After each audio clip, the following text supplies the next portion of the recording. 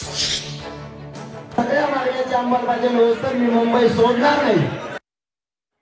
आंदोलनासाठी मनोज जरांगे पाटलांना दिलेली मुदत संपली। आझाद मैदानातून हटण्यास जरांगेंसह आंदोलकांचा नकार, तर मनोज जरांगे संध्याकाळी 7 वाजता भूमिका मांडणार।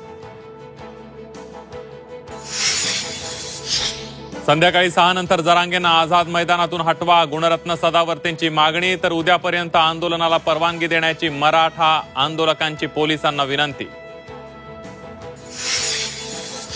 मराठा आंदोलकांची सीएसएमटीवर तुफान गर्दी, घोषणाबाजीनं आंदोलकांनी दणाणून सोडला परिसर।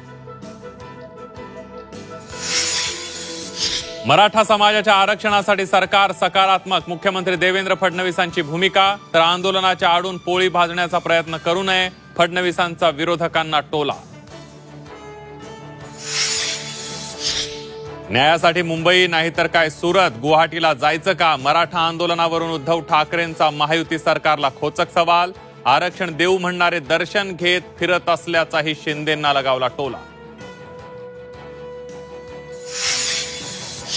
जरांगेंच्या आंदोलनाआडून महायुतीचं सरकार पाडण्याचा डाव, अजित पवारांचे आमदार खासदारही सहभागी। ओबीसी नेते लक्ष्मण हाकेंचा गंभीर आरोप, तर जरांगेंच्या आंदोलनाला आमचा उघड पाठिंबा, मिटकरींचं प्रत्युत्तर।